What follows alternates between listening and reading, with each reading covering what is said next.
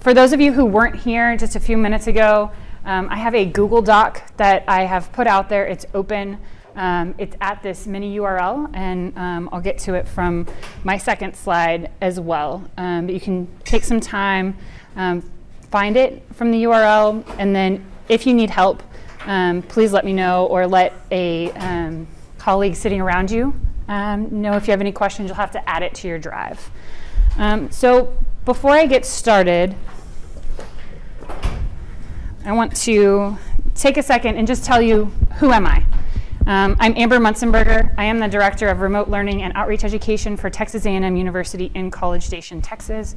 I work with all of our engineering faculty primarily on flipped inverted courses, as well as distance education, technology-mediated instruction. So we have about 400 faculty that I work with and I support.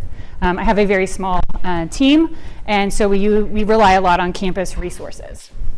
In addition to that, I thought it would be fun to just tell you who I am on a personal note.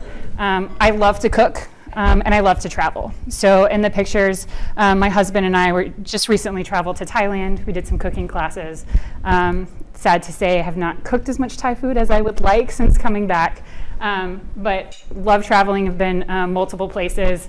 While we were in Thailand, it's just kind of a funny thing. My sister and her friend were in the States, but my parents were traveling around Europe. So at one point in about 2 weeks, my family was on 3 different continents. So it was kind of fun, different, unique experience.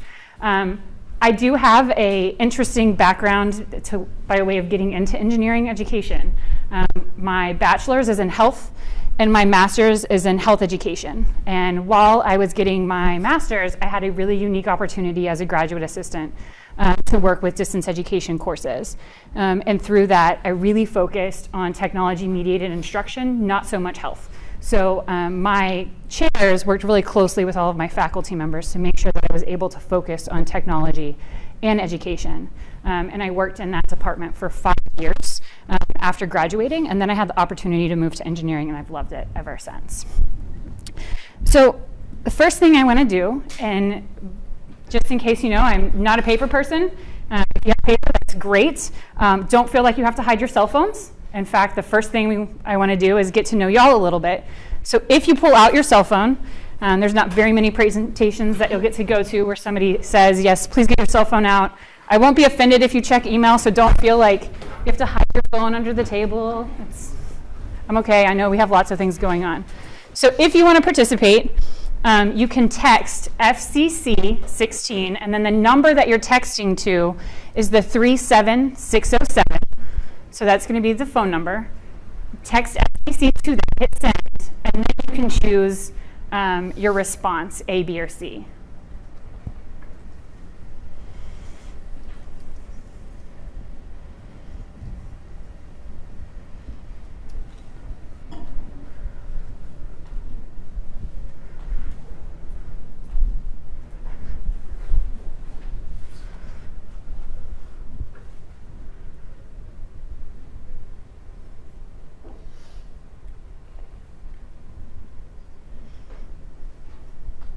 And keep your cell phones out because there's a few more questions. Yes? Can you just help me? Yeah. I don't text very much though. And that's Yeah. And that's then, really and then you'll hit, and then 16, and then hit send. okay. And then you should get a response back. Okay. And then you can, yeah. And now And now you can text in A, B, C, D, or E. I just texted the letter? Mm-hmm. Okay. Oops. Sorry. No, you're fine.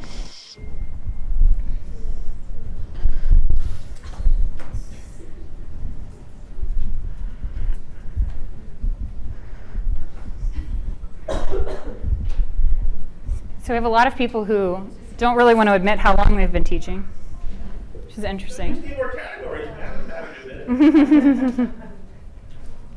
So how many people have been teaching more than 10 years? More than 15 years? 20 years? Okay. Well, and how many people, I don't have, my next question's not on here, but how many people are at a 4-year institution? And of those, how many are private and how many are how many private? And how many public? Of those privates, are y'all at Harvey Mudd? No, okay. There's a handful, okay. All right. So, somehow I have clicked out of. No, that is not me. I wish that was me. No, I'm gonna be honest. The only reason I'm running is either I'm fearful of my life, or there's something really good that I want to eat, and I'm really motivated to go get it. But I am not motivated to run at all. I wish I was a runner, but I am not. Okay, so what are we going to be doing today throughout the workshop? The first thing that I'm going to briefly go over is creation models for the inverted classroom. We're going to spend most of our time talking about technology used for inverted and active collaborative classrooms, because they're pretty much very similar. Okay? Oh, I did it again. And then we're also going to look at technologies and try to match them with pedagogies. So, and we'll do that towards the end after we've taken a look at some of those technologies. Okay. So the first thing I want to do is just briefly go over this idea of the inverted flipped class. So I want to start with our starting assumptions. Okay. Starting assumption is we have a 3 credit hour course. That means you as a faculty member have 3 credit hour contact time with those students in class. Okay? And then for every contact hour you have with them, they should be spending 3 hours outside of class. So your contact hours here are in blue, and the time outside of class in this instance is represented by yellow. Okay. In a traditional class, what we typically see is your lecture, you have them doing some outside reading, and then you have a variety of homework problems. Okay, I'm just going to leave this down because it won't stop rotating. So throughout this process,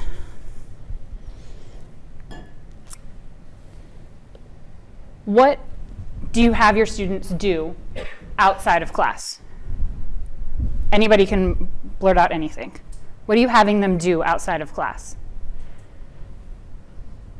And yeah, go ahead. Watch videos, to work on projects and work. So think about this in traditional classroom sense. Are you're having them watch videos in a traditional class? Yeah. Okay. Okay.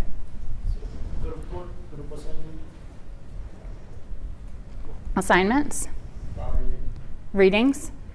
And are you holding your students accountable for their homework and for their reading so that when they come to class, you're not talking about anything that was in the book or anything that was in the video? You're not repeating yourselves? No? I see some people looking like maybe I am. Okay. So oftentimes what we see is faculty members assigning a reading, they come to class, they regurgitate what was in the reading, or they may state it in a different way. So then what happens? What do your students start doing? They stop reading. So if you think about the time they're supposed to be spending outside of class, what happens? They start spending less and less time outside of class. So in essence, your students that should be spending 9 credit hours outside of class studying are now spending less time studying. And I'll get to that point a little bit later when I start talking about a course that we recently redesigned. Okay, so again, kind of want to hear from you is if your students are taking a traditional course load, so traditional at my institution is 12 credit hours. If they're taking 12 credit hours, how much time outside of class should they, or do we think that they are spending outside of class? So how much time should they be studying outside of class? Okay, in 12 credit hours, how much time should they be spending? You want should or actually? Should. I want should. I know the question says or, but I really want should. Mm-hmm. Normally I'm thinking every credit 3 hours. Mm-hmm. That's so 3 credit hour class, it would be 9 hours. Yeah, so if they were taking 12 credits, how much time should they be spending? Yeah. It's based on 12. Okay. It's locked. Oh, is it locked? Okay, so you just start blurting it out. 36. And how much time do you really think they are spending? Right. So, and how much time do you know that they're spending? Anybody know how much? Okay. So, something to think, and I'm going to touch more on the know part in my talk tomorrow about more advanced technology. But when you're asking them to watch a video, do you really know that they're watching the video? Do you know that they're watching it to a completion? Do you know that they're engaged in the video? Do you know what they're doing? And so there are some ways that we can get to the know, but you're assuming they're actually sitting behind the computer screen interacting, okay? Because there's some differences between videos and modules that I'll talk about tomorrow. So today we're going to focus more on the basics. And so we'll just kind of talk about some of the technologies out there. So this is a sample of an inverted class. So notice we have not increased our number of boxes, okay? Oftentimes faculty come to me and say, my class would be more effective if I could teach more content. I want to invert my class. That is not what an inverted class is about. It's not about cramming more information into a semester to get your students to know more, okay? So we're not going from 12 boxes to 15 boxes to 18 boxes, okay? We're sticking at those 12 boxes. So what happens is you use your boxes in a different ways, okay? So the purple boxes represent your out-of-class preparation. Your blue boxes are still your in-class time. So in this case, they're doing in-class discussions and in-class practices and assessments. And then they're having some online interactive trainings. These are, in this instance, it's ways of modules and videos. And then they're including their office hour times, because in this class they require students to come to so many office hours, not necessarily with the faculty member, but in this model they have a teaching team. So there's one faculty member, one graduate assistant, and there's 3 peer teachers in the room. The peer teachers are students who have previously taken the course. And there's about 100 students that take this class. The faculty member can't get to every student, so they started looking at other teaching styles and teaching teams to get to everybody. And then they have their out-of-class practice and assessment. So they just reuse their time. They did not take everything that they did outside of class and put it in class, and take everything they would have done in class and put it online. Sometimes there's that misconception in an inverted flips class that I have to take every single lecture that I do and I have to put it online, and when I come to class, I've got to completely redo what I'm doing.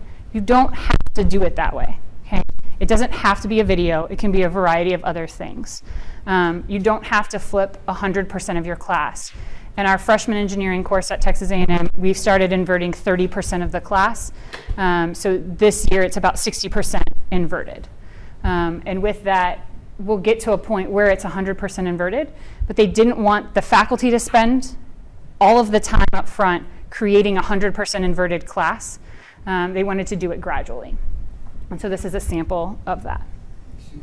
When they're inverted, what the students, let's say 30%, are they the same students? Do they like the inverted per portion or the face-to-face? Yeah, so that's a really great question. And we have in our freshman engineering class, we have data that shows students don't like it. And they're honest, because we had a variety of different surveys and assessments that we had the students take before the module and take after the module or the video. Many of the students said they didn't like it. It was too time consuming. They spent way too much in the class. They were spending 3 to 5 times the amount of time outside of class for that class than in the other class. But when you start asking them, well, how much time are you spending in your other classes? Oh, just like an hour a week. Okay, well, you should be spending this amount of time. So do you think that that's about right for this class? Oh yeah, when you bring it up like that, I'm not spending enough time in my other classes. And because I'm spending so much time in this class, it's a student misconception. When we look at that same data, though, we can compare what happened traditionally in lecture and what happened in the flipped inverted courses. And what we see is students, they don't like the inverted. They'd rather come to class and just sit there and listen and go home and read. But we're not really holding the students accountable like we are in the inverted class. So when we look at exam scores and we look at other assessments, students actually learn more from the inverted flipped class than they're learning from the lecture class. And that is sticking with them throughout the semester. So by the time they take their midterm exam and we re-ask similar type questions on their final exam, the students are really able to answer the inverted flipped material more consistently than the traditional lecture. So I can't, and we've seen this across our sophomore and junior level courses too. They don't like it at first. It takes them a lot of time, but by the end of the semester, they get it. They get the process. They understand what it is that you're doing. I always say be open and honest with your students. Tell them what you're doing. Tell them your expectations.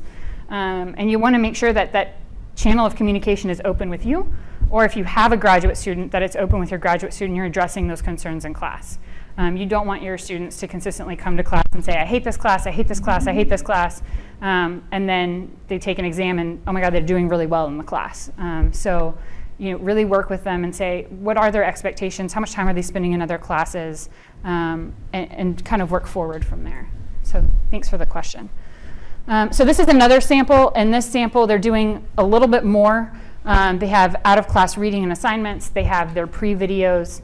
They have out-of-class assessments. Those out-of-class assessments in this model are driving what happens in class. So they don't show the video and then come into class and do what they think their students don't understand, or show up and say, what questions do you have? They're actually using those quizzes and saying, this is what I know my students don't understand. I'm going to build my lecture around these concepts. These out-of-class assessments also allow the students to pre-ask questions. So we all have students that don't like to raise their hand in class. Okay? This enabled the students to anonymously ask questions. And while the questions were similar section to section, they pulled the students' actual wording for the questions so that students sitting in class could go, oh, that's my question. They really are addressing my individual questions. Okay? So then you had your in-class discussions and your in-class assessments. And in this particular instance, there were always more assessments and in-class projects than the time would allot for. Okay? The reason they did that is they felt that different teams worked at different times, at different speeds. So if I had one class project and a team of 4 over here in the back was working on it and they were done, they didn't have anything to do for the rest of class. So they built up a series of projects or mini assignments in class so that when you were done with the first one, you could move to the second. When you were done with the second one, you could move to the third one. And then what they did is they assigned some bonus points for if you completed 50% of all the projects. So you couldn't just do at the base. You needed to complete 50% of like the tier 4 projects. You could get bonus points in the class. If you completed 100% of them, you got an absence drop. So there were some incentives for teams to continue to work on these projects throughout the semester, not just work on them in class. There was plenty of time later in the semester where they built cushions for people to continue to go back and work on other projects. And then there were out-of-class projects and out-of-class post-activities, and then they also had their office hours in similar manner as before. So, oh, this one's locked too. Okay, so we'll do a blurt out. In an inverted course, how much time do you think they're spending? They should be spending 36 hours, but how much time do you think they're spending in an inverted flipped course?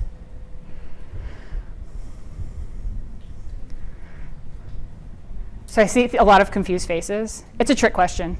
They should be spending the exact same time they're spending with a traditional course. Again, it's not about shoving more content at them. It's not about covering more stuff in your class. It's really about taking the time you have with your students and repurposing it in a different manner and repurposing those out-of-class experiences as well. So let's just look at all of the models in a glance. All we've pretty much done is change our color of boxes, right? Are there any questions about that? Any comments? Is anybody go ahead. Sorry, can you show the link again? Mm-hmm. It's actually TX. I can write it on the board. Maybe easier.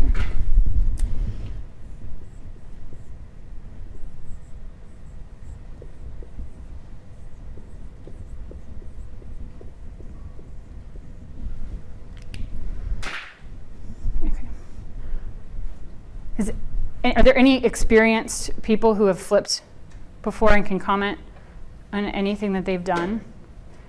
Have you heard of people using flipped courses to accomplish different things? So I flipped my class only once last semester, and I think it fits more like the third one, please. This one? Yeah.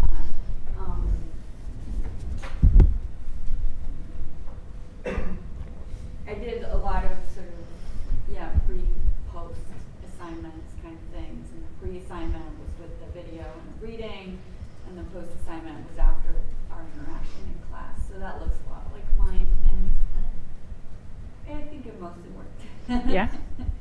I think actually they were working closer to what I expected them to do outside of class, regarding your previous question, than the other 5 times I've taught calculus without flipping. So I do think that they worked more, but it was closer to what they should be working. And kind of addressing his question, did your students like it? I think so, yeah. They talked a lot about how they liked that they couldn't fall asleep in class. They were always doing things. They're like, this is a class I don't fall asleep in. And I'm Where do you like, that's nice. Where do you Bates teach? College. Oh, it's amazing. Yeah. Well, Okay, I think, yeah. I'll admit I'm a little bit of a skeptic with this, and so when you were talking about this, you said, and I think if I remember correctly, you said a couple times that they do this flipped format and then they perform better on the tests. And earlier this morning we heard a lot about people not performing better academically, or what were some of the words that were used? That there were social and emotional benefits, but there weren't better scores on the exams. And so, in your experience, have you found that people are doing better on the exams? If you so we have, in 2 cases, we've looked at it in a freshman course, and then we looked at it at a sophomore, junior level course. In our freshman course, we had students doing better on exams in this manner. The junior, senior level, we didn't. So more of the social benefits. But again, I think that Rachel made a really good point, and it's very different per institution. And what are your students like coming in? I would argue that our junior level students, sophomore level students, they kind of had more of an idea of what was expected. How do I study? So I kind of can see why we wouldn't see a shift there. Versus our freshmen, when they come in, they don't have that sense of community. We're a very large school. We have 3,500 freshman engineering students. They don't have that sense of community that they've since developed once they get to a sophomore, junior, senior level courses. So I can look at it from that aspect. I can't tell you that that's exactly what it was in the data that we have. I just have 2 sets of data from different courses. Also, goes to what do you compare it to? Do you compare it to something that's just lecture and homework that you assign and you don't check on? Or, I mean, what you described this morning was very much, we did exactly the same things except different places. I thought the ill-posed problems were only the flip class, but no, they were homework for the other one. And so it didn't look like things were all that different. And so, I mean, if I just look at this, I would say the bottom one is just prettier in the sense that there are more colors, there's more different things going on. And I think that's something, you have a much stronger hold on students, right? I mean, if you actually hold them accountable for, there's an online quiz, you have this reading, and then there's a quiz, and you need to answer that quiz before you come to class, blah, blah, blah, blah, blah, blah. They're forced to do more than if you just say, well, do homework and there will be a quiz in 2 weeks. And so I think it may be just a matter of holding them more accountable. I mean, there are many aspects in this that you change with the flipped classroom. So, to respond to that, keep in mind it wasn't just the presentation by Nancy Lane. There are 2 separate individuals where when people were asking questions or commenting that also talked about no difference in academic outcome and no difference in the performance. So it wasn't, I'm not basing my comment on just Nancy's. Yeah. Yeah, and there's lots of research that shows both, that there's a huge difference in academic performance and there's no difference in academic performance. And again, it's how is your study designed? Who are your students? What level of, there's lots of things that go beyond the flipped inverted benefits for me, rather than just your academic performance. So that's something, just kind of keep an open mind as to what's happening. Did you? Yeah, Sorry. I did try it once, and the main problem I had was the cooperation of the students. Mm-hmm. In theory, you see, it was clear to me that this is a great model, and it should be much better.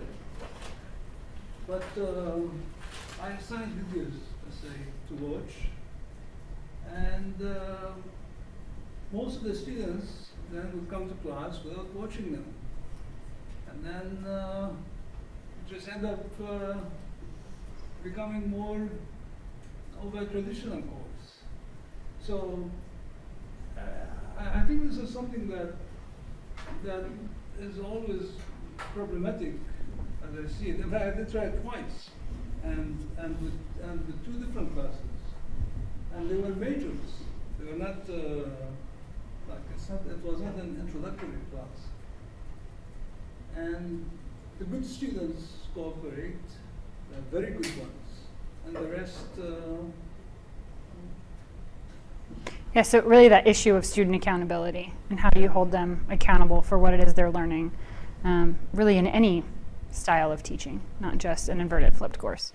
I would say more so an inverted flipped course than in any other, that student accountability is extremely important, and figuring out the most effective way to do that can sometimes be challenging.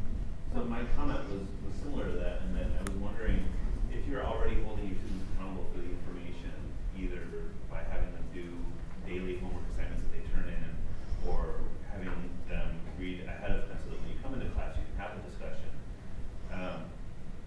You wouldn't really, I think, expect to see much difference in the outcomes, at least as defined by the normal models being used. But I'm still curious to see what it is that is the takeaway from it. I would, are you saying you're doing like a traditional class, but you're still holding the students accountable prior to coming in? Yeah. And then are you lecturing to them? Yeah. So I would say, to me, to take your class to the next level is don't lecture when they come to class. Find some active, something to do. And in a lot of this, you could look at this in these last two. These don't necessarily have to be in flipped inverted. These could be active collaborative classrooms. So yes, we're here talking about flipped learning, but a lot of it really focuses on changing what you're doing in the classroom. And if you're going to lecture to them in a video and then they're going to come to class and you're going to lecture to them, that's not what this is about, and you're going to lose your students very quickly. And we have seen cases where faculty, they refuse to do the active collaborative in the classroom. They just want to show up and they want to talk, and they do it, and their class it's not successful. It doesn't work. The students stop watching the videos. They start performing differently than other sections within the Common Course. So it's interesting to see those aspects. But yeah, I would, in your case, I would think about what could you do differently in lecture but accomplish the same goals within your class. So we'll take a couple more comments and then we'll keep moving. Just want to talk about the assessment. Since the learning and teaching style has changed, the assessment has to be changed too. Because if you are assessing in the traditional ways, you may not see any improvement. But that's what I have experienced. So now, it may not. You may not see the improvement in the assessment itself, but there are other benefits, like students start talking more, and they may get even better feedback from the employers when they go out, because they are talking more, they are able to answer critically the questions, from employer questions. So that's what that is. Yeah, that's a really great point. So moving on, I think for those of you who have the Google Doc open, for those of you who don't, you can blurt out, and I'm not like texting on my phone. I'm gonna get into the Google Doc and take some notes with y'all. So what technologies have you seen in an inverted class. And for those of you who are online, take a couple minutes and start typing some of the technologies that you've seen. And if you type something that somebody else is already typing, that's fine, because then we'll, like Camtasia. I'm sure everybody has seen Camtasia, they use Camtasia. If you use Camtasia, type in Camtasia on there. If there's something else that you're doing, put that in there as well. And for those of you who are traditionalists on paper, go ahead and blurt out some of the things that you have seen or that you have used, and I will start entering them in the document. So again, that's what technologies have you seen? Anyone? Okay.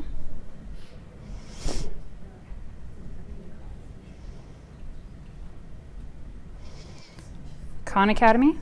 Show me everything or something like that. An app. Yep. Explain everything in Show me.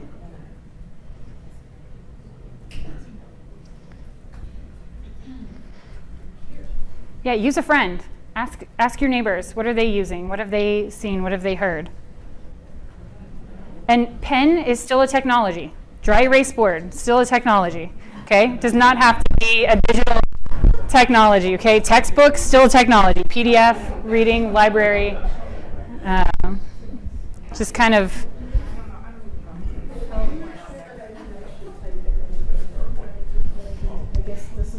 So you've got to go back one, and then add to Drive, Oh, I see. Okay. and then open in Drive. Okay. Okay. Well, that's something that. And then someone else, it took quite a while for it to load, so then yeah, you open the folder. Okay. So that piece was missing. And then, yeah, that's the doc.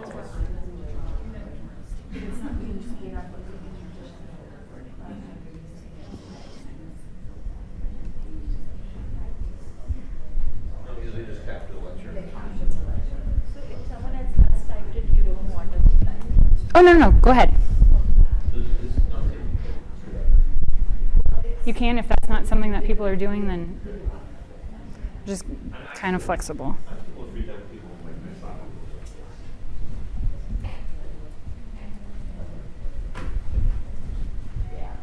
No, I mean, now I said, can somebody do that?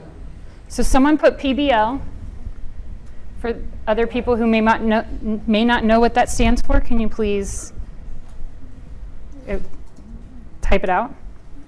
Thanks.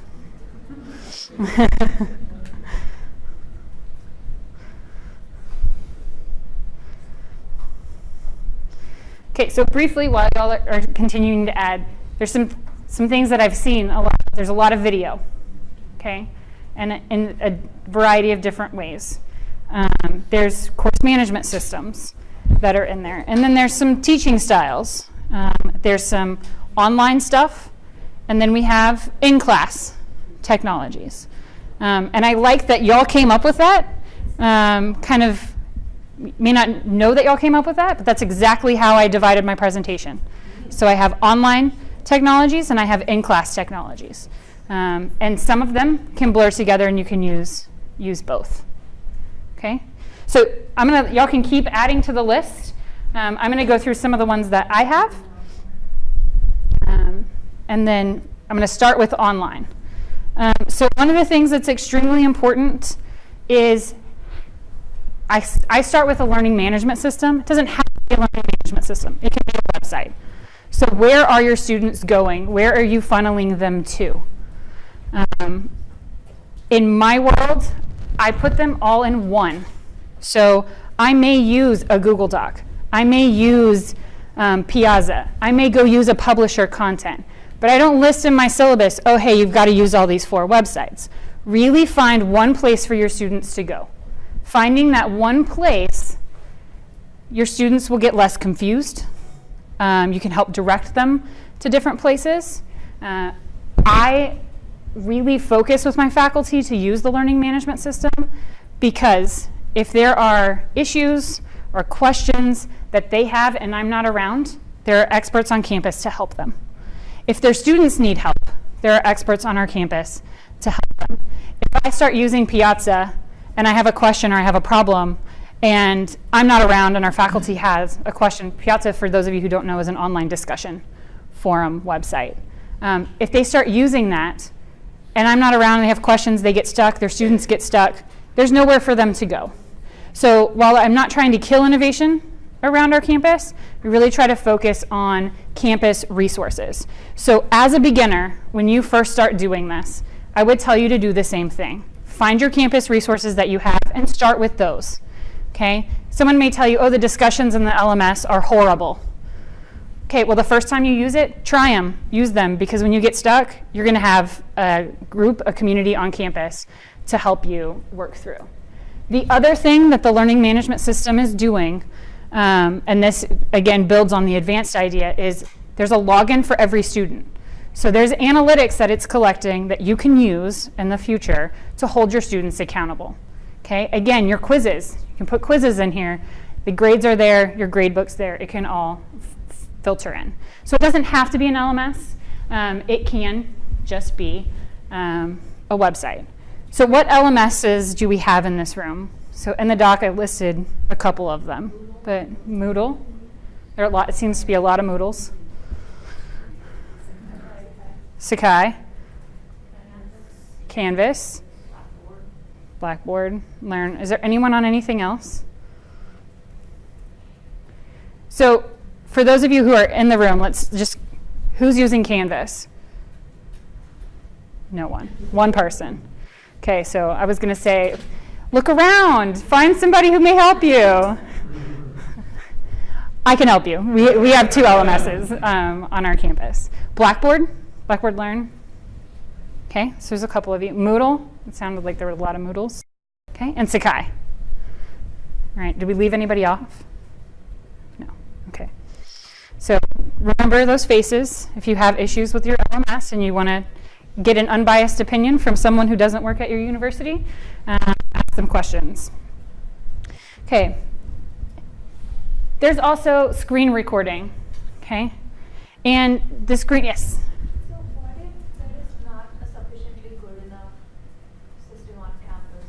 Do you recommend going on Google platform or like any other platform that you know that might help us build it just for our class? There are some. It really depends on what you're trying to do in your class, how advanced you're trying to do. If you really want those analytics, it's going to be harder to find a really free version, especially if your courses are large. And large is kind of a relative term. There are some that it's free up to 10 people, or they're free up to 20 people, or free up to 50 people. But after that, you start paying. There's also, I'll talk a little bit about publisher content. So you may be using a book that has an online portal that you can use that more as an LMS flavor rather than an LMS at your campus that you do not like. Okay, so when we start talking about screen recording videos, these are very typical. So you're recording from your desktop. There's a lot of Macs out there, so you're going to have problems writing on your screen. Wacom tablets are good for that on a Mac. They're a little clunky. I'm going to warn you. They're a little clunky because you've got to calibrate it and you're like looking at the screen and you're drawing something over here. If you're going to make a lot of videos where you're going to be writing a lot on the screen, I do recommend some kind of laptop or tablet that allows you to draw on the screen. It's much easier. It's more user-friendly. You have less issues with syncing stylus and stuff like that. So this is an example. This is actually done in Camtasia. This is by Dr. Srinivasan in our mechanical engineering department. He likes to do them in his office. He's comfortable. He likes them to be more candid. So when he's in his office and he's recording and somebody knocks on the door, he invites them in. And the first thing he does is he's like, hey, I'm recording a video. And you'll hear some people retreat. And they're like, sorry, I'll come back later. And then you hear other people, they don't care, they ask their question. And he doesn't edit that out of the video. And the reason I bring this up as an example is he really feels like he wants his students to know what his life is like. He doesn't want every video to be polished. He doesn't spend a lot of time editing his videos. He hits start, he goes through, he sets up a lot of his material in Excel instead of PowerPoint, because in Excel He feels like it's more infinite in the amount of space he has left and right and up and down. He doesn't have to worry about adding pages. And he started doing this before OneNote got to the level that it is now. That's why you see the grid, kind of a grid in the background. He imports pictures. He just does it all in Excel. So don't feel like, a lot of people here, you don't want to make your videos yourself. It's so time consuming. Don't edit them yourself. They can be, warning, okay? If you are somebody who is a perfectionist, you like them to look a certain way, you want them to feel a certain way, you don't want your students to hear you say and or you go all the way through a problem and you're like, I don't know what I was thinking, I messed up in step 2, therefore this problem doesn't make any sense. And you're gonna go back and you're gonna re-edit and re-edit and re-edit. Creating videos, no matter what technology you use to create your video, is going to be very time consuming, okay? So the first time you do it, may be hard, let it go. And Arun is that type of person. We have a faculty member in aerospace engineering with 2 young kids. And the only time she could record her videos was from about 8 o'clock to midnight. She was really dedicated in her job and meeting with students. And you hear the baby monitor go off in the middle of her videos. And she's like, that's the world I live in. And I don't want my students to feel like I have to be perfect all the time. So they don't have to be perfect. So they're very unpolished videos. So that could be you too. This is another faculty member that we have, Dr. Patrick Schomburger. He is a much more formal person. He likes things to be very polished. He doesn't like to record in his office. People are knocking on the door. His phone is ringing, emails coming in. He feels like his grad students come find him, faculty members come and find him. He doesn't have that dedicated time.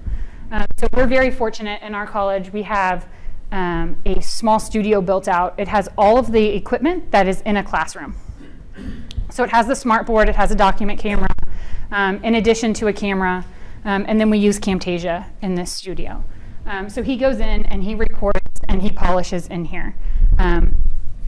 He does not edit his own videos. He has a student worker to edit his videos. This is a little bit on the high end on the production side and production value.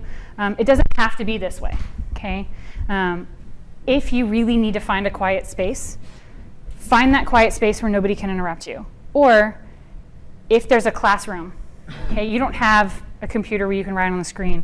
Maybe there's a classroom that has downtime that's not used, and you can work with your building facilitators and administrators to get a hold of that classroom for a short amount of time, and you can go in there and you can record your videos in that classroom. So it's finding and repurposing different spaces. So again, this was used with Camtasia Studio. Has anybody used Jing?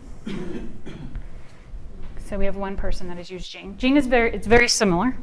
Have you used Camtasia? No. So you want to tell us about your experience using Jing?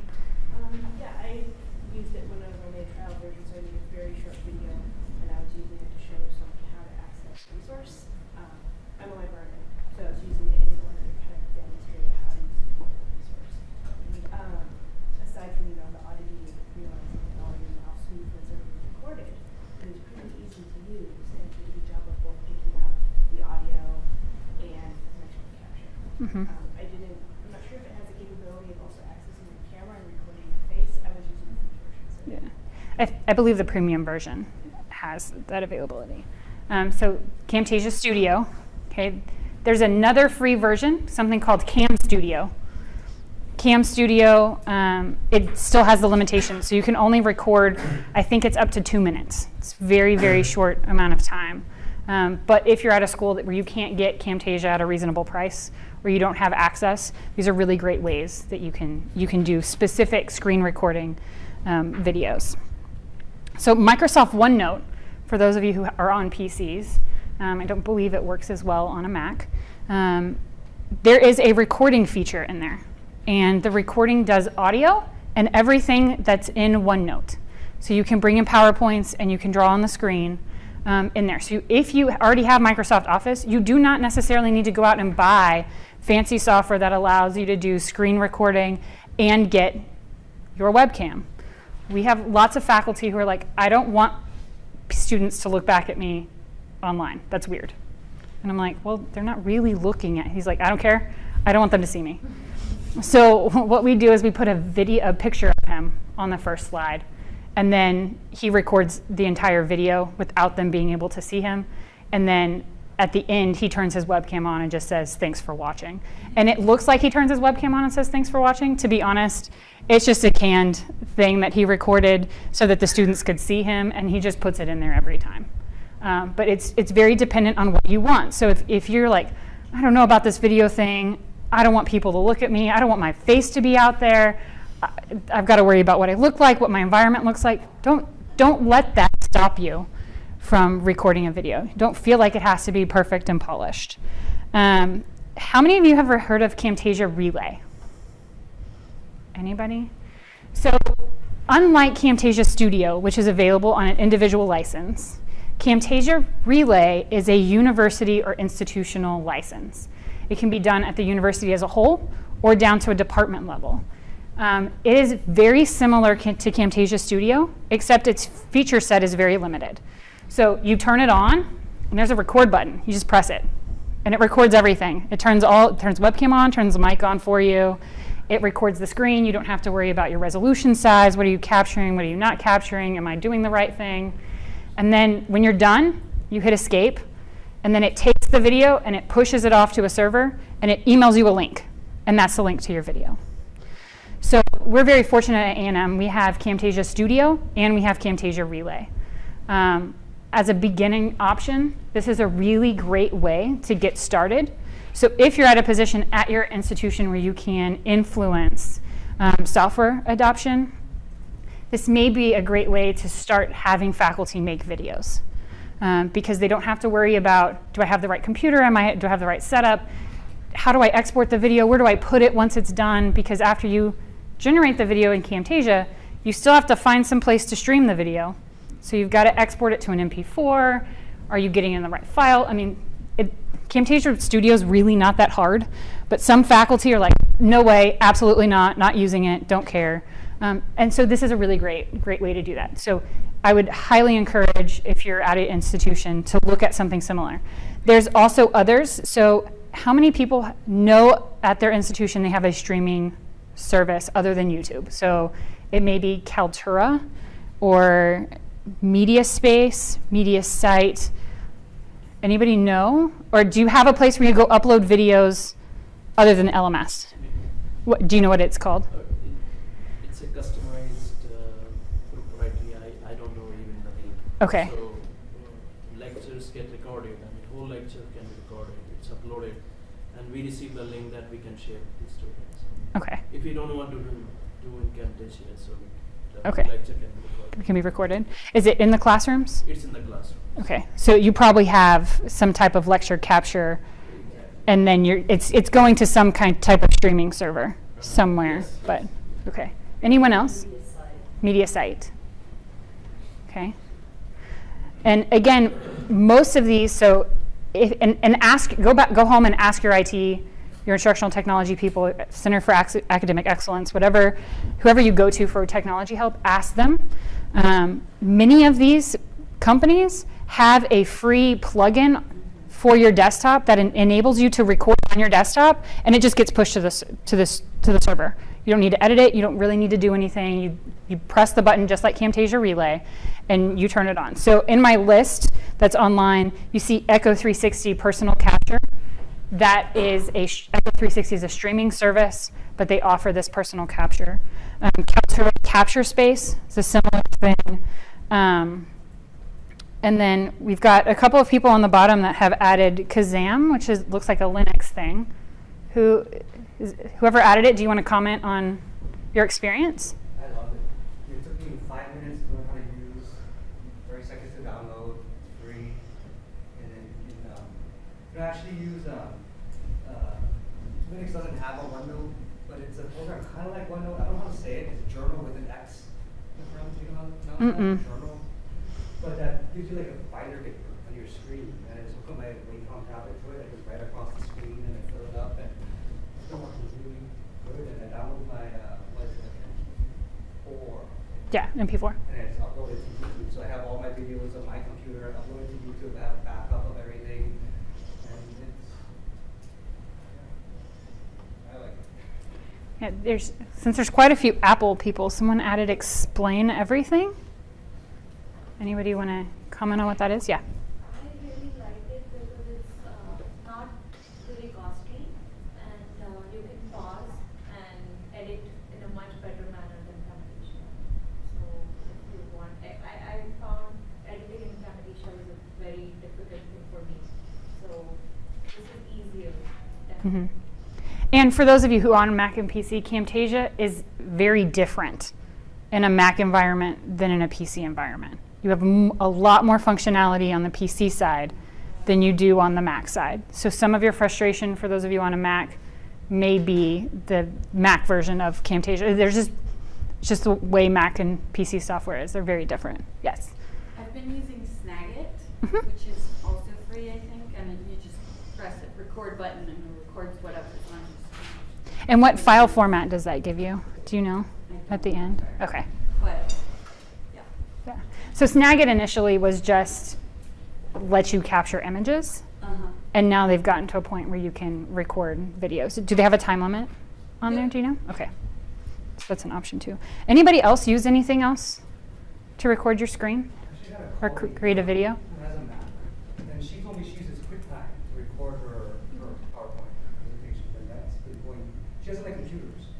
And so I got her to run Linux, except her computer had some technical issues, and so she went back to her Mac, and it's been working really good for her. Has anybody created videos in an office or at home versus in a studio? Yeah. So what are your experiences? What are your thoughts? What do you like? What do you dislike? Well, I like that I, feel comfortable in my own office, and there are sometimes people knocking. I don't leave that in the video. At home, there was some construction. I think the power rule had a lot of extra noise. But I really like sort of the feeling that, I don't know, I sound relaxed, which when I'm teaching is like, I don't know, very different style. Okay. I just put on busy and I don't think no one does that. So hang the sign outside your Yes. door. Oh, okay. Yeah. And then, I loved it. all right, in your office or in a studio? Just outside. Oh, outside. Okay. Birds dive bombing me. So our computer science department head, Dr. De Silva, she was actually in an airport. And she was like, oh my God, I have to get a video done. She went to the United Lounge, recorded her video, and she had enough Wi-Fi signal to upload the video back into the server and provide it to her students. So she kind of does it wherever she is. And she uses that opportunity to teach students what it's like to be a professor and what her job is like. So she kind of talks about why is she traveling, where is she going, and then goes into the lecture. So she teaches a graduate course. So an unconventional way to record your screen is in web meetings. Okay? We often think I have to have something fancy to record. No, you can get in WebEx by yourself. You can get in GoToMeeting by yourself. For those of you who have an LMS, you may have Blackboard Collaborate built in, which is what this is. So oftentimes we get stuck and go, I don't have the software. Well, start thinking about your software differently. Yes, Blackboard Collaborate is meant to have somebody else there, but you don't have to have anybody there. In this instance, there are about 12 students in the room with this faculty member. But in this instance, he's using it as a distance education course. His students come online synchronously all at one time. He also provides office hours virtually wherever he is. So office hours don't have to be in your office. Okay, so as you're starting, you're going, well, I really want to try some new technologies. I'm not quite to the video thing yet. Maybe I could try virtual office hours and really expand my office hour offering to my students. Those can be recorded, and then you can put them online. So this is specifically, and I've listed a couple, so WebEx, Saba Centra, GoToMeeting, Blackboard Collaborate. Anybody have any experience with any other web meeting software? Google Hangouts? Zoom. Huh? Zoom. Zoom? Yeah. So someone mentioned Fuse. Yeah. I've been conducting office hours really on Tuesday, and they have been quite well received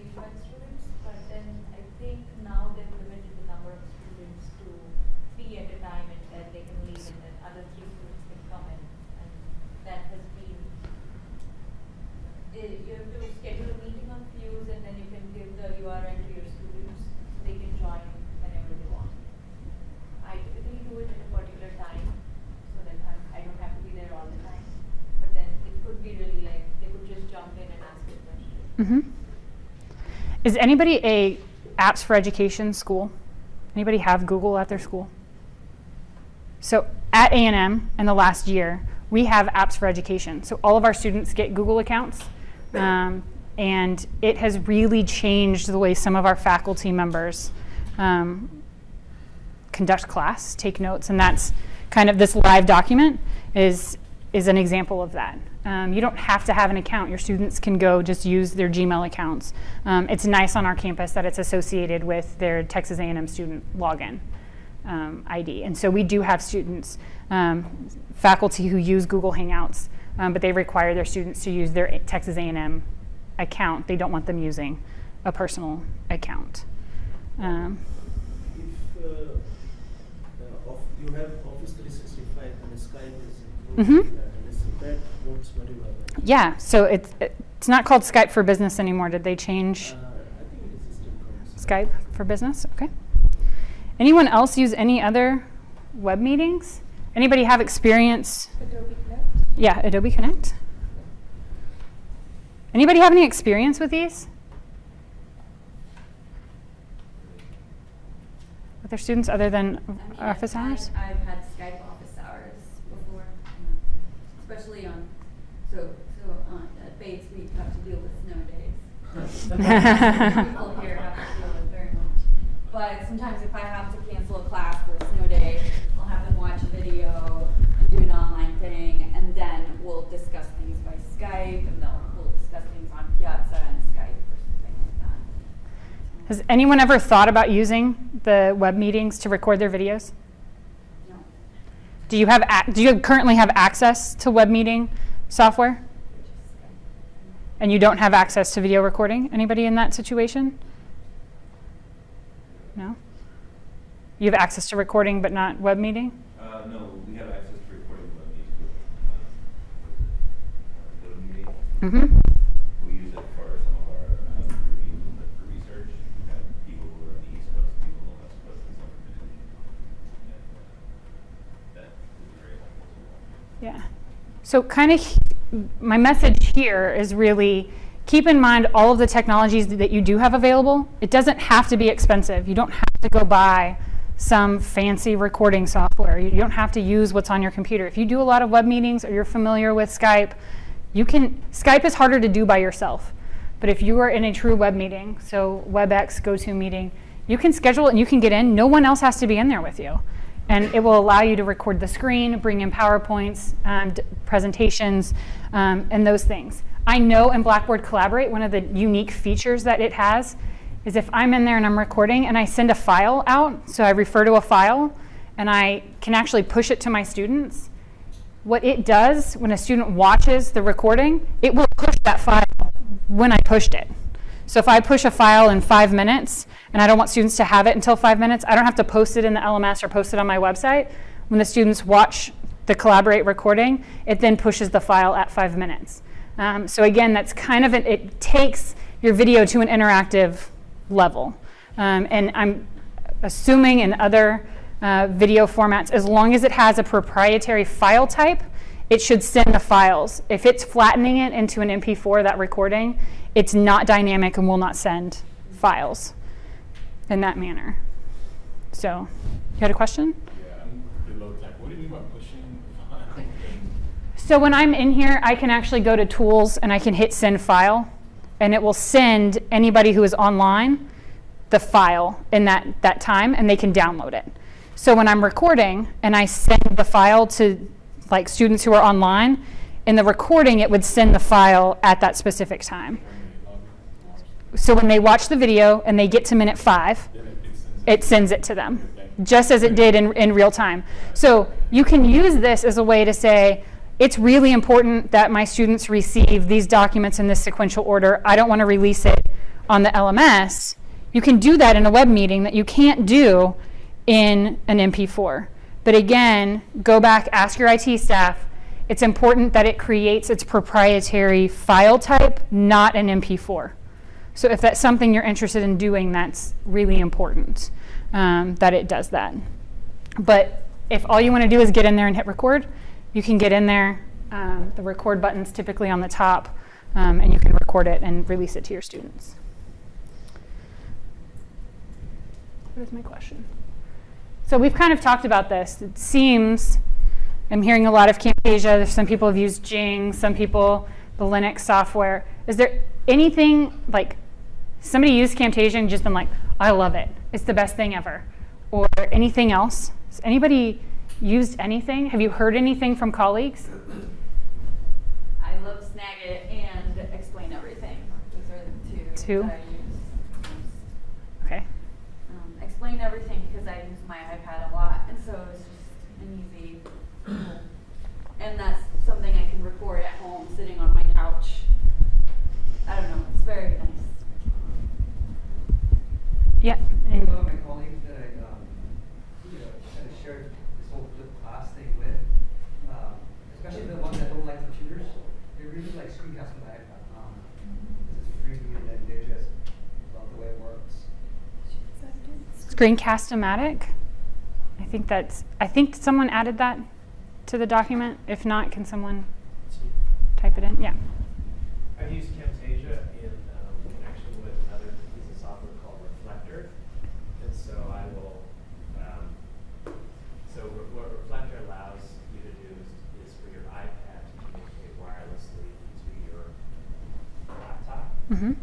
And so I will write on my iPad, it'll go to my laptop, Camtasia on my laptop, and record my lecture.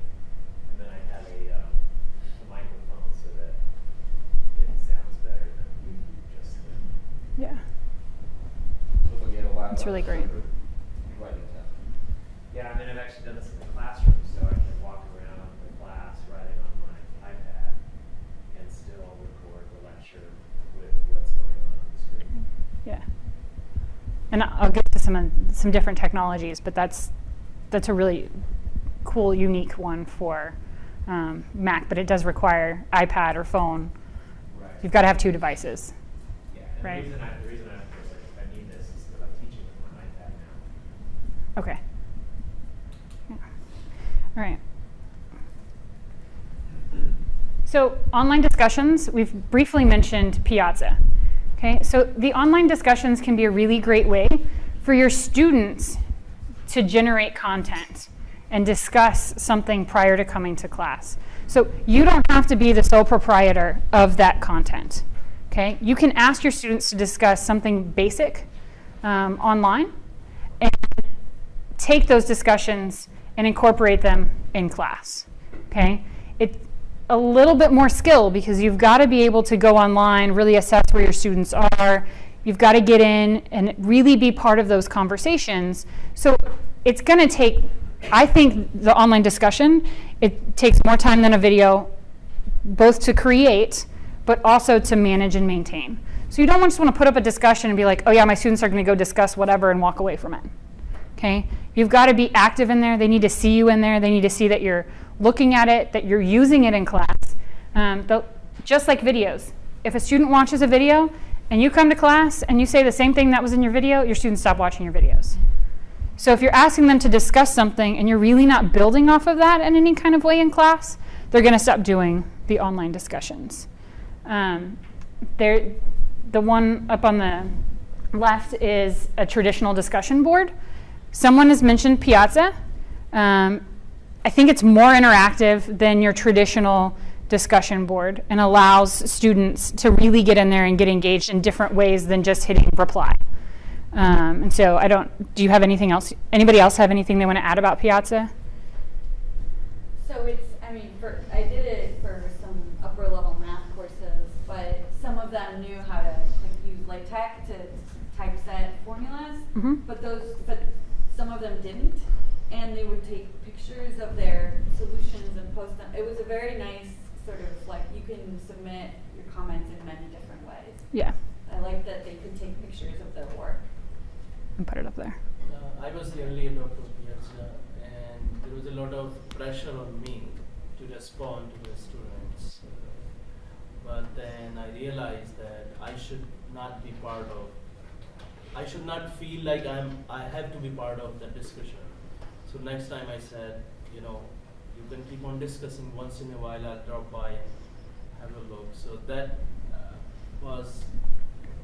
that has been my experience. Okay. But it's a great tool, no doubt. Has anybody heard of VoiceThread? VoiceThread, which is this technology down here. VoiceThread it initially started out as just a discussion forum, so you could pose a question and students could get on there and talk. So instead of responding via text, they turned on their microphone and they responded. And then when you play it back, it sounds like a discussion instead of looking like a bunch of text. They've now come to a point where you can just pose a question and they can respond via voice. You can also put up a series or like a PowerPoint. You can go over a PowerPoint. It's very PowerPoint driven right now. Go over a PowerPoint. You can discuss whatever it is on a slide. And then you can ask your students a question and they can hit respond and they can say, oh, I see where you're going. Or, no, I disagree with you. I think this needs to happen. And then other students. And then it kind of continues to play like a video. But it is voice-driven online discussion instead of a text online discussion. And at any point in time, a student can respond to another student. So if I responded, and then Kevin responded, and then Rachel responded, but I want to go back and respond to something Kevin said, I can go respond to Kevin, but when you play it back, it just sounds seamless in the discussion. It doesn't sound choppy like, oh, I went back and said something else. You can also enable video on there. So this could be a really great way, one, to facilitate a discussion, but two, to do an online presentation. So you can have your students integrate PowerPoints. I've actually seen this in online trainings where they create an entire PowerPoint and they leave it blank. And they ask us, I was in this training, to pick 5 slides and present those 5 slides. And it was first come, first serve. And by the time we were done, we had a complete training video based on a set of slides. So if you were having your students, you wanted your students to discuss an equation or discuss a design challenge, you could go in and you could add a bunch of slides. It could be the same slide, however many students you had. And they could go in and they could review what other students did, but also put their own spin and twist on things. It's also time-stamped, which is important if you're trying to build off of that aspect in those presentations. So again, that's an idea of repurposing a very discussion-based tool into creating a collaborative presentation. This is very easy to actually use and get on. It's uploading a PowerPoint, and then you get to the slide and you just hit record audio. And if your microphone is on and connected, it lets you talk through it. So you could use this just to create your videos as well. So another option, another goal, very easy. I don't want to leave out textbooks, okay? I encourage you to look at ebooks, or at least let your students have the option to get an ebook. I'm very much an ebook person. I get accused a lot of people walk in there like, you have no books in your office. And I'm like, they're all online. Because I don't like carrying around a lot of paper. So your students could start feeling the same way. Again, with those ebooks, you're getting some additional content, some additional publisher-related content through them. What you can't do in an ebook currently is track where your students have read and what they've done. Okay, some technologies are coming out to be able to do those things, but right now you can't. So don't forget about the textbook. If you're a very low-tech person and you want to try Flipped Classroom, you don't want to make a lot of videos, you don't want to use somebody else's videos, use your textbook, but find a way to hold them accountable prior to coming to class, and don't lecture when you come to class. So hopefully through these online technologies that I've presented, you can kind of see somewhere in the spectrum of where you fit. I'm very low tech, I want to just try it a few times, or I'm high tech, I want to play with things. Here's some different ways of doing things. There's a Canada-based company, Texidium. Texidium? They have come up, They do not create ebooks themselves, so they work with Wiley and all other publishers. So instructor can create notes anywhere in ebooks. So they are not editable, but kind of editable. You can add like blobs or something. That's interesting. So they are working with me to have my course text editing. Okay. Anyone else have any experience in the textbook, e-textbooks, publishers? No? I've been using OpenStax for a few terms. It's free online, but it's adequate to teach physics. And, I mean, there are aspects of it that are way more convenient than a paper book, just because of obviously the clickability. You know, it says refer to figure 14.2, and you click on it, and figure 14.2. I mean, that I feel like, especially for my students, it's a real convenience. And it's free.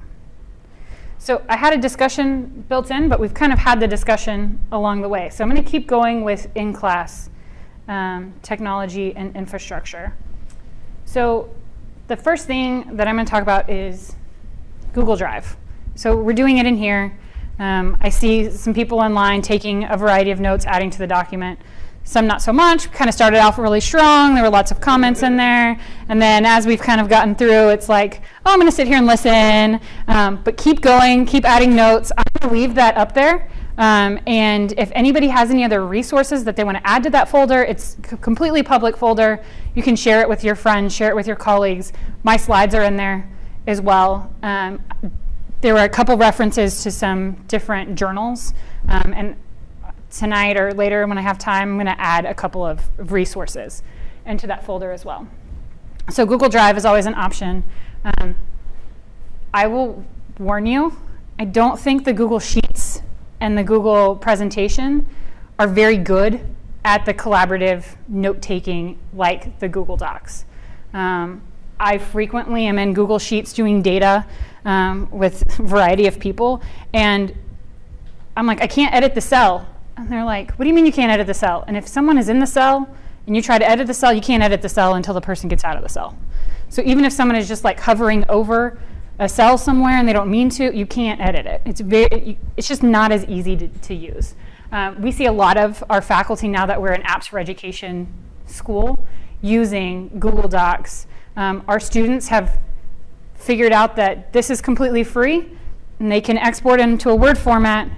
So we're starting to see less and less students buy Microsoft Office, even though it's at a drastically reduced price to them on campus. So we're seeing more and more students just use Google Docs. I love it. I'm a Google Doc fanatic. I go to meetings with people, and when I'm in a meeting, I'm like, hey, I created a Google Doc.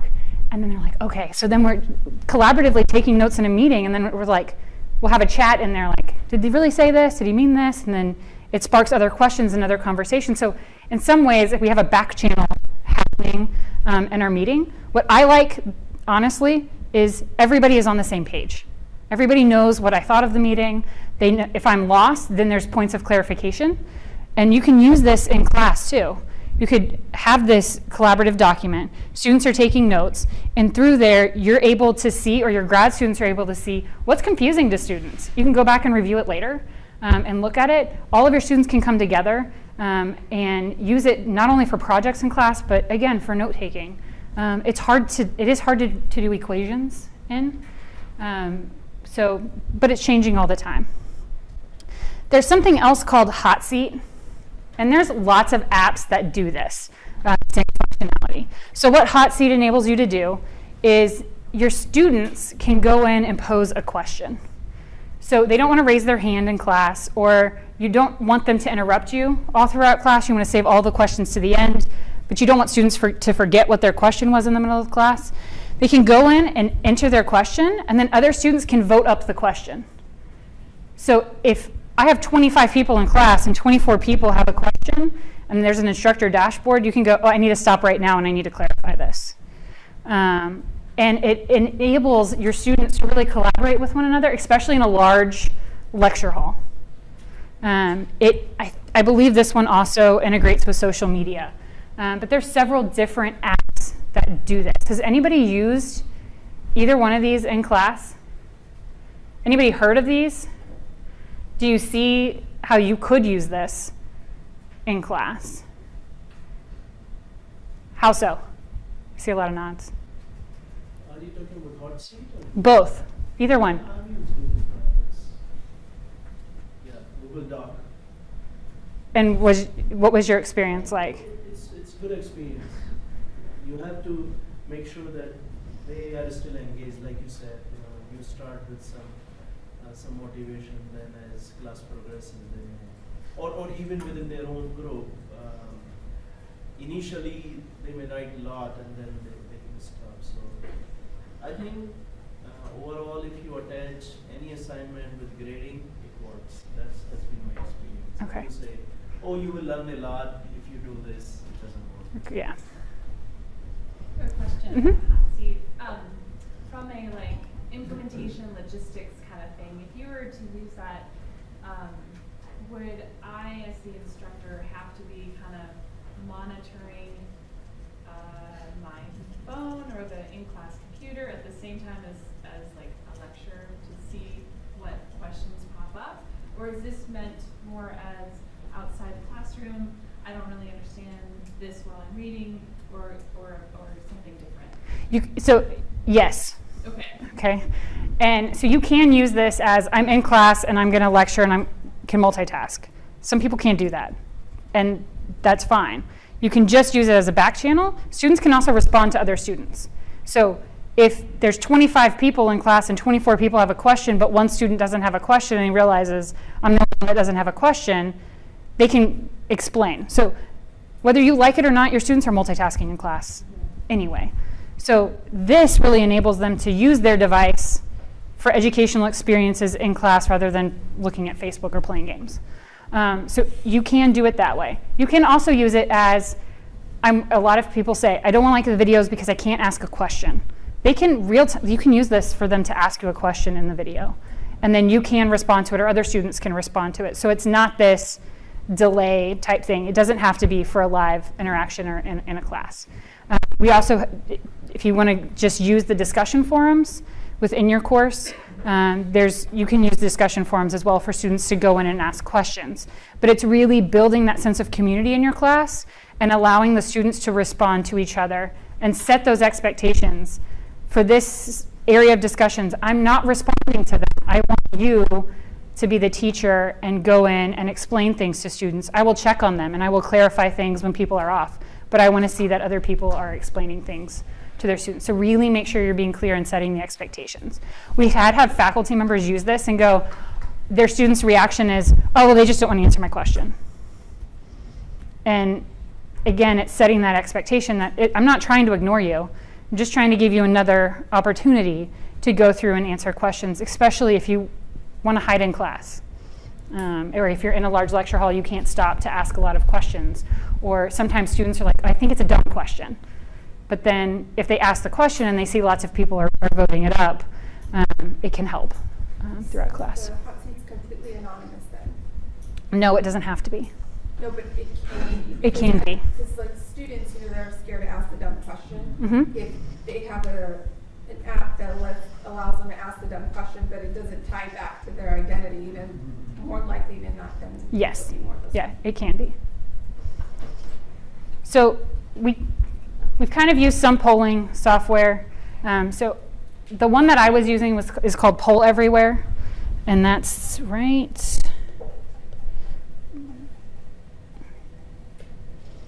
Poll Everywhere is this one right here. The other one, no, I just have one. So Poll Everywhere, what's really important about Poll Everywhere, it is text-based, okay? What does that mean? You have to have good cell phone signal in your classroom in order to use that. There are many classrooms where it is a dark hole, okay? So when I work with faculty and they're like, I just heard of Nearpod, I really want to use it. I'm like, okay, Nearpod is the one in the middle, and it is Wi-Fi based, data based. So a student has to have a device in class, they have to be connected to the Wi-Fi, which sounds great, and you go, oh, my classroom has Wi-Fi. However, how many access points are really in that room?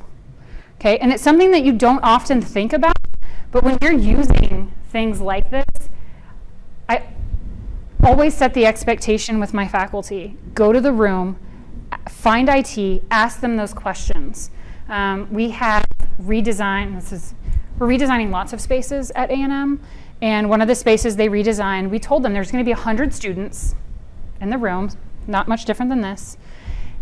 It's BYOD, so every student was bringing in a laptop, and we're going to be doing activities off of that. So what did IT do? They put in 100 access points because they said, you have 100 students. And I went, from campus surveys, we know that our students are bringing in 2 to 3 devices, and the trend is, in the future, up to 5 devices. So why did we put in 100 access points? So what happened? Every single class that was already prepared to teach in an active collaborative style with BYOD, using clickers, laptops as response systems, dead in the water. So IT came in and they added 25 access points. I'm like, what did 25 access points do? You didn't do anything. And so it took a long time to get that far. Now, setting an expectation as a beginner, you really want to know this information so that you can set up, if you want to do polling, you pick the appropriate technology. So if you're in a basement that doesn't have any cell phone signal, don't use Poll Everywhere. Not going to work. Okay? If you're in a room that has really great Wi-Fi in it, you can use something like Nearpod. Socrative is an app on your phone. Learning Catalytics is an app as well. Most of them just do like true, false, short answer, multiple choice type questions. So these 4 up here are very basic. Okay. The clicker station is really great if you're in a room with no Wi-Fi and no cell signal, but it requires students to buy an extra device that they've got to come into, but that extra device connects to something in the room. So if you choose to use iClickers, you need to make sure that someone in your IT team knows that you need the base in your room. Okay? If you're a faculty member and you choose to use iClickers and you contact iClickers and you tell them what you're doing, more often than not, they will just provide the base for the room. It's not something the university has to purchase. You just need to make sure that you have it. Okay? The other ones, please make sure that you have good Wi-Fi. And I say that because I don't want faculty often spend time, they have these great ideas, they don't think about the physical space they're teaching in, and then they get in there and nothing they did works. It's not that it won't work, it's just you need to consistently work with IT staff. The thing I really like about Learning Catalytics, it's relatively new. It came out of Harvard with Brian Lukoff when he was there. Eric Mazur uses some of this. Pearson has recently bought it, but you do not have to be using a Pearson textbook to use it. The nice thing about it is it does drawings and vectors and circle. So it's phone-based. Students use their finger. And you can kind of see in this image down here, right there, that is an instance of students drawing vectors everywhere. And then you can see the variance and then go with where it needs to go. So this is real time in class. So you can ask a question and you have it up on your instructor podium. And then when they submit the question, you can go, yeah, and it's not exact, right? Because you're using your finger or they're using a stylus, but it gives you more information. They're able to do more than just multiple choice short answer. So you can do images, you can do vectors, you can do equations on it. And this doesn't have to be real time either. Okay, so on the screen, the only 2 that do not have to be real time are Learning Catalytics and Nearpod. Okay, the other the outside 3 are typically done real time. Socrative has 2 separate apps. There's a student app and an instructor app. You need to make sure you have the right app for it to work. Everyone else, it's one app. Nearpod, which is really another feature of Nearpod besides the polling and quizzing, is you can upload your presentation to Nearpod and you can use it as a wireless presenter.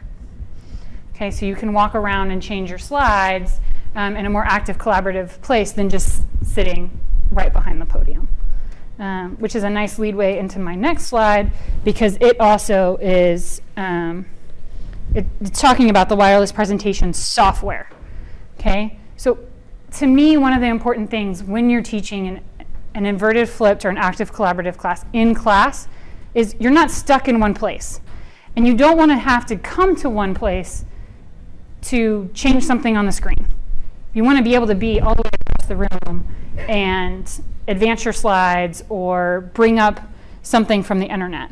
And so these two softwares, they don't allow you to bring up anything you want, but they allow you to change your slides or your polling questions. So you can put up a question, you can be walking around the room, working with teams, and then when you get to a point where you're like, okay, I think everybody got it, let's reveal what the responses are. And then you can talk about it and have those teachable moments. But I think it's really hard to teach an active collaborative class in a traditional class, both from the student's perspective and from the faculty member's perspective. And I'll go into that a little bit more. Quick question. Do any of these sort of like save those responses? Like if we have a discussion in class and they submit answers, then they can go back to them when they're studying for the exam or something? Do they save it from the student's perspective? I'm not sure I think Learning Catalytic saves from the student's perspective.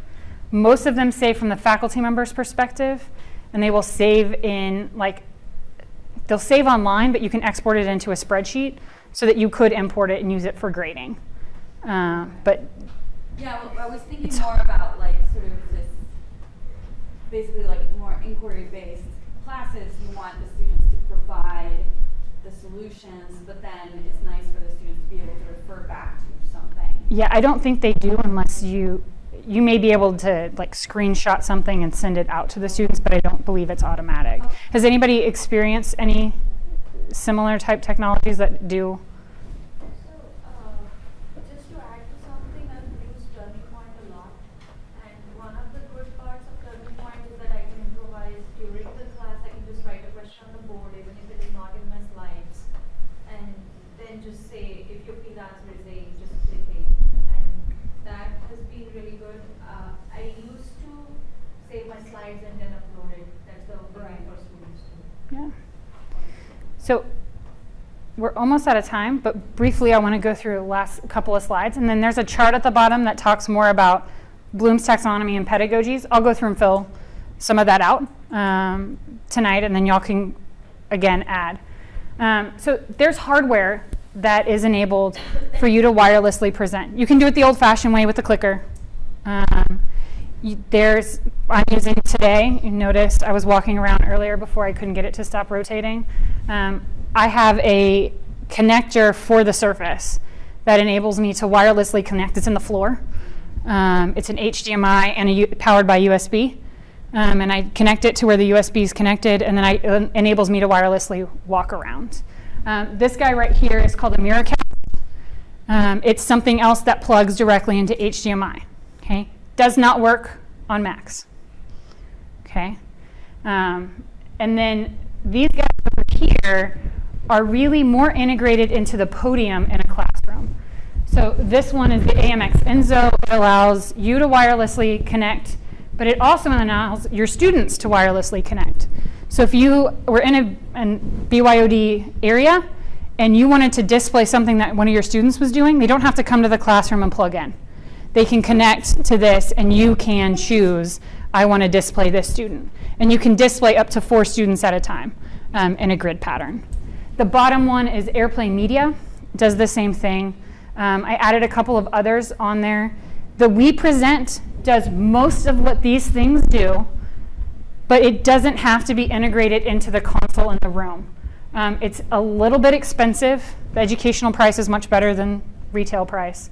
But really, my favorite things are the Miracast and then what I have connected into the floor. It really enables you to walk around. The range on the Miracast is about 100 feet. So small 100-student classrooms, you should be fine getting around it.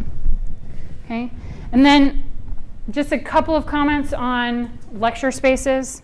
If you teach in a space like this, does it mean you cannot do collaborative inverted classrooms? No. It poses challenges, okay? Big time challenges. But it doesn't mean you can't do what you want to do. And tomorrow I'll be talking about more classroom redesign and how you can take a space that looks like this and convert it into something that is much more usable for active collaborative. Now, it's not something that can be changed semester to semester. It's something that you would have to seek grant dollars for, but we're currently going through that process at A&M. Okay. And then these are some examples of active collaborative spaces. So again, this was a tiered classroom, and they've just taken 2 levels and made them the same so that students can turn around. So working within those confines. This one's more round tables with 8 people. That's a lot of people when you're doing teaming. If you break it into 4, you're really increasing your distance across. So a faculty comment that we constantly get is, I don't know where I'm going to be teaching. It changes from semester to semester. It's hard for me to redo my class when I don't know where I'm going to be teaching each semester. So again, work with your administrators in a way that you can either secure a room that works for you or that you can be in the same room over and over again.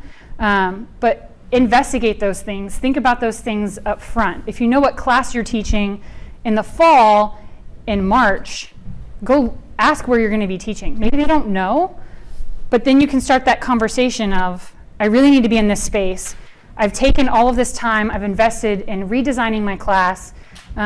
It's really important to be in this space. If I'm not in a space that functions like this, I can't accomplish my teaching goals. And depending on the type of university you're at, could be well received, it may not be. It really just depends. Teaching-focused universities tend to be more open to those ideas. And then the last thing, and then if you really want to get up, I know I'm between you and food. Don't just think about your formal classroom spaces. Think about your informal learning spaces of students. So if you're really having them work collaboratively, is there a place for them to work collaboratively? If the only place for them to work is the library where they have to be quiet, where do you provide them these options to get together as teams? Not everybody has a big kitchen table in their apartment where their whole team can come over. So really looking at both your formal spaces and also your informal spaces to facilitate that learning process. So